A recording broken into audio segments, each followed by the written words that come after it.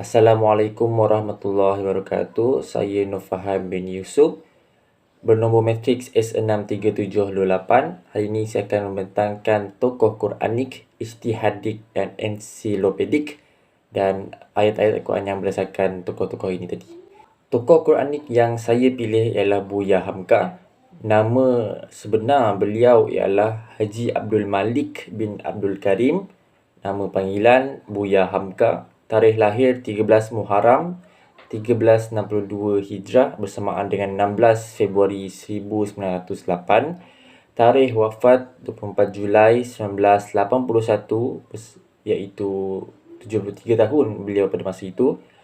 Dan beliau seorang yang peta berpidato, mempunyai pemikiran yang cerdas dan fasih berbicara.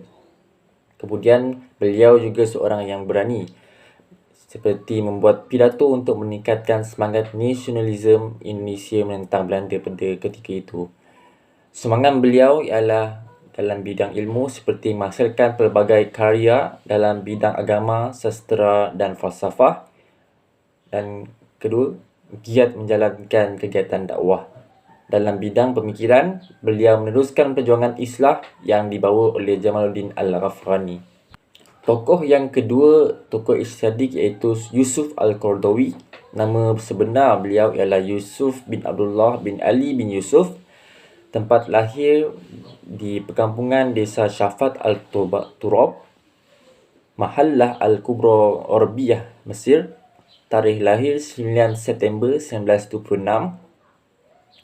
Beliau lahir pada 9 September 1926 dan pendidikan beliau adalah seperti Almiah Degree College of Usuluddin pada tahun 1938, Postgraduate Diploma in Arabic Language Studies in the Institute of Advanced Studies in Arabic Language and Literature.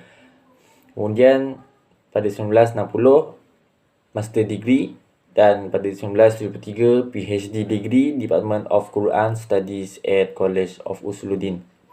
Anugerah beliau sepanjang kehidupannya ialah seperti Awards King Faisal International Prize di Saudi Arabia, Al-Owais Prize from Ukraine, Prize of Islamic University Malaysia, Medal of Independence First Jordan, The Sultan Hassan Al-Bukhari Prize from Brunei, dan karya yang pernah dihasilkan oleh beliau dan diguna sehingga kini ialah Fiqh Al-Zakat dan kemudian Fiqh Al-Jihad.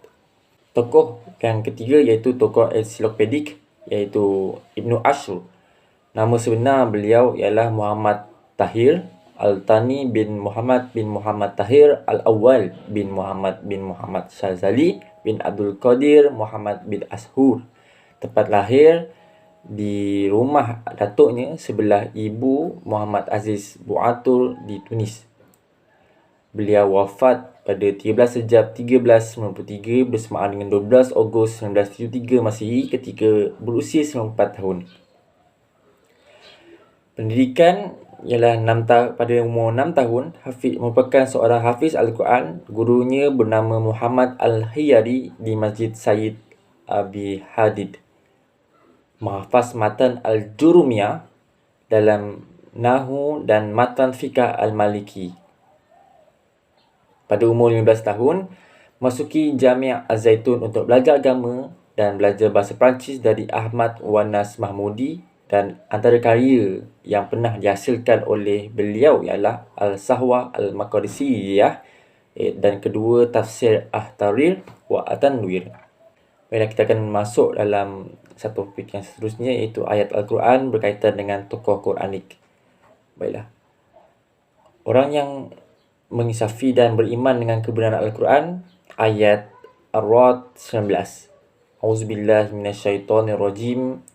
Afaman ya'lamu annama unzila ilaika min rabbikal haqqu kaman huwa a'ma. Innama yatadhakkaru ulul albab. Yang bermaksud, maka apakah orang yang mengetahui bahawa apa yang diturunkan Tuhan adalah kebenaran sama dengan orang buta?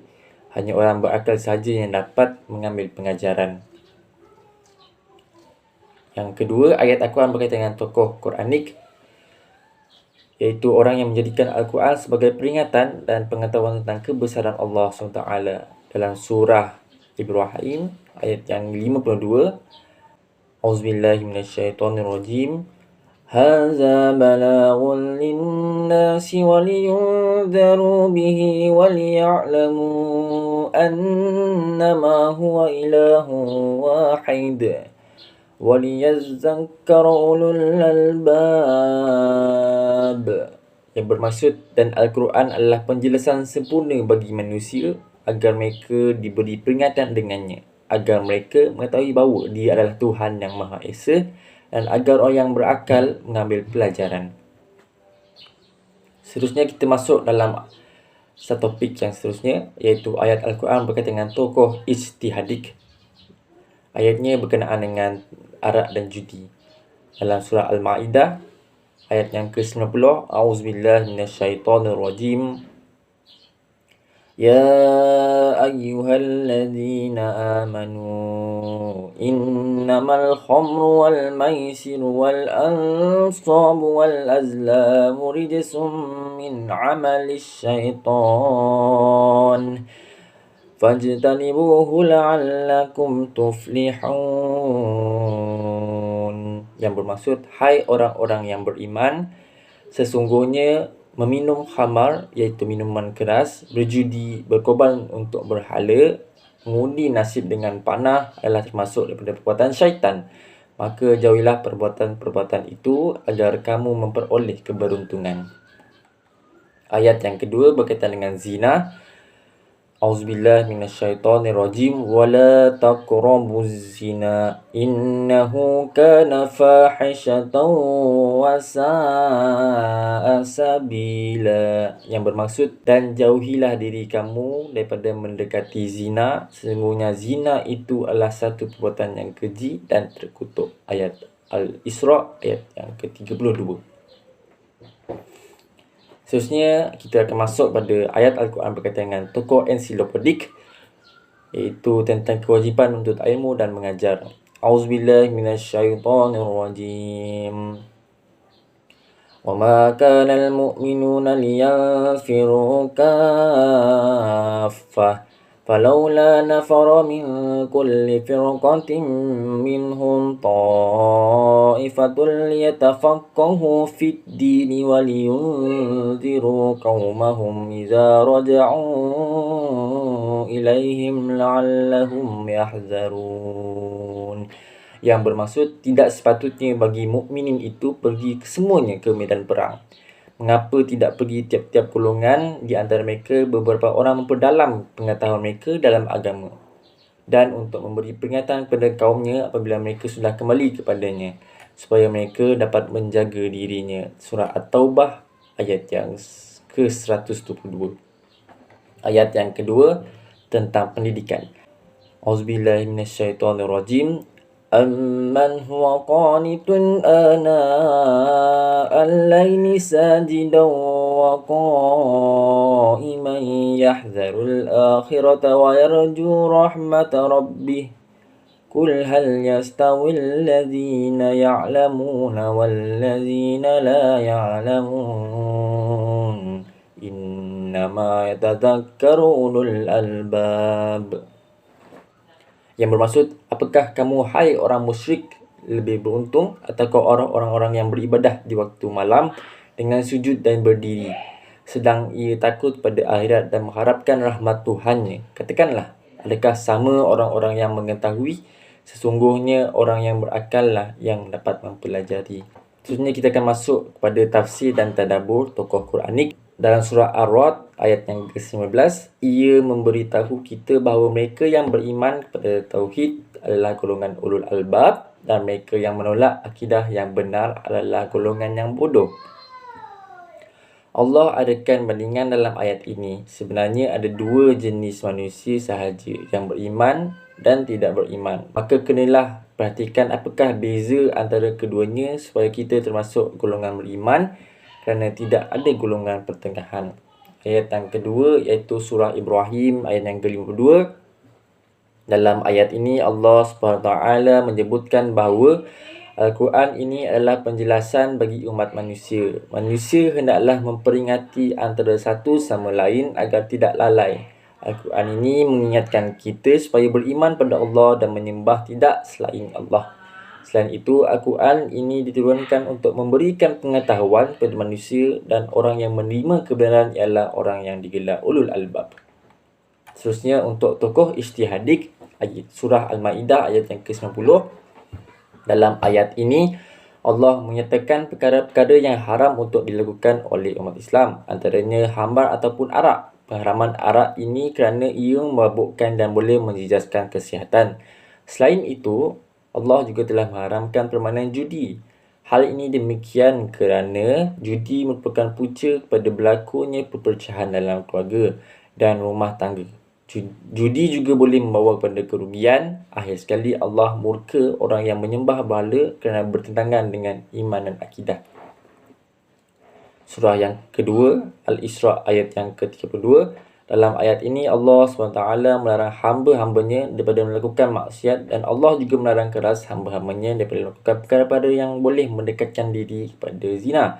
Hal ini demikian kerana perkara ini boleh merosakkan imej Islam dan memberi kesan buruk pada kesihatan. Malah zina juga boleh merosakkan hubungan kita sama manusia. Kerana pergaduhan dan perbelahan, sesungguhnya perbuatan zina ini amatlah buruk dan merupakan punca pada kejahilan. Seterusnya untuk tokoh ensiklopedik. Surah At-Taubah ayat yang ke-122. Tidaklah semua orang mukmin kena pergi berjihad. Allah memberitahu ada dua perkara yang Nabi ajar sahabat untuk lakukan, jihad dan taklim.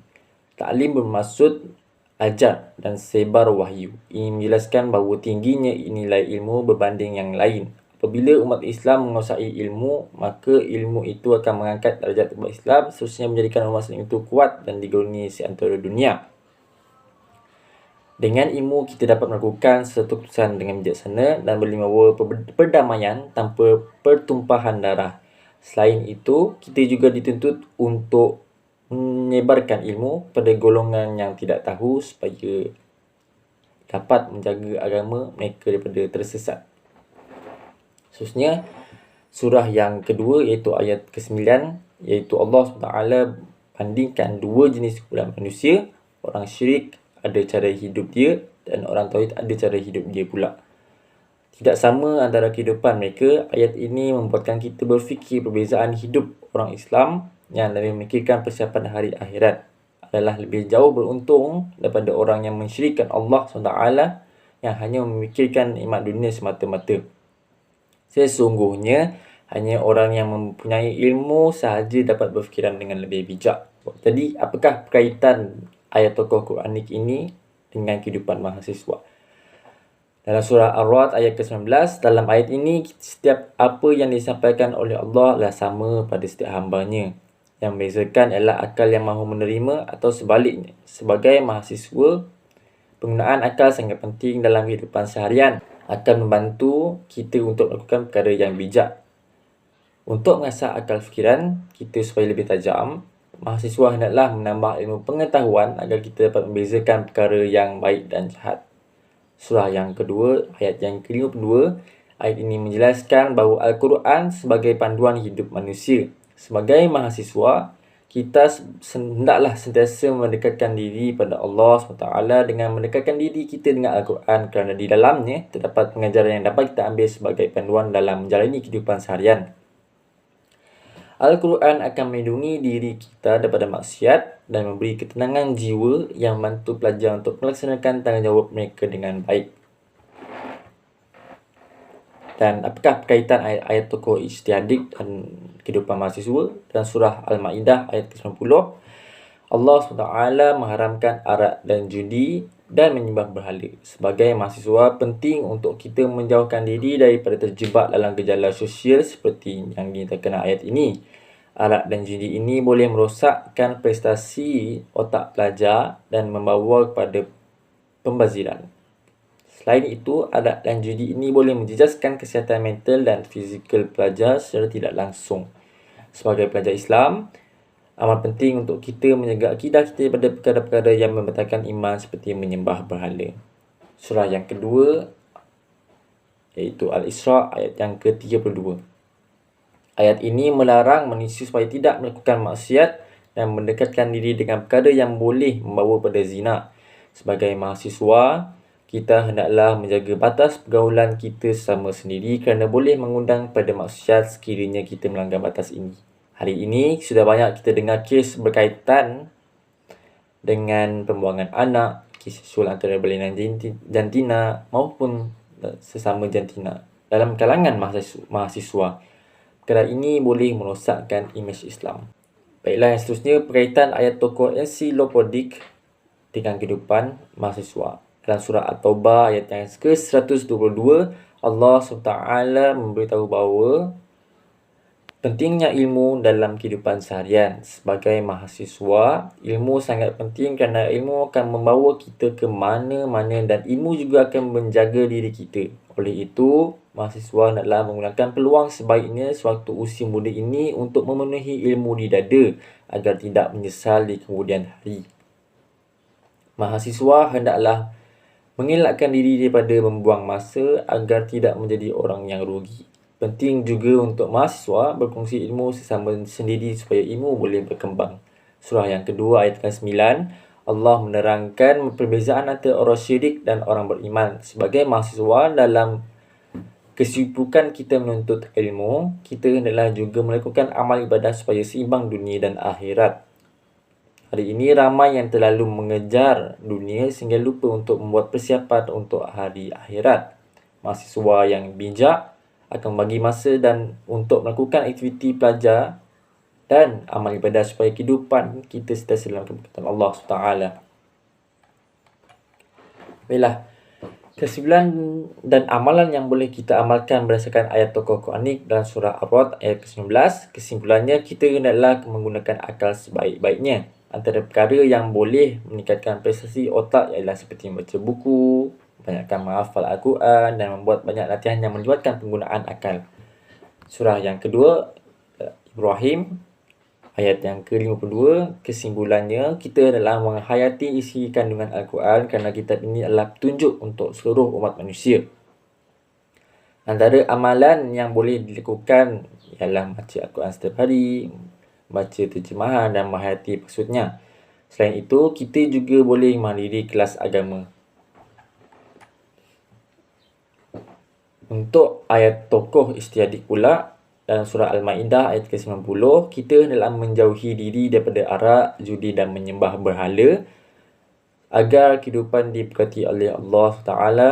Antara usahanya ialah menjauhkan diri daripada berkawan dengan rakan yang minum arak dan berjudi. Sentiasa dampingi rakan-rakan yang baik dan sibukkan diri dengan aktiviti yang bermanfaat. Surah yang kedua iaitu Al-Isra ayat yang ke-32, kita hendaklah menjauhi diri dari zina kerana boleh membawa kepada kemudaratan diri.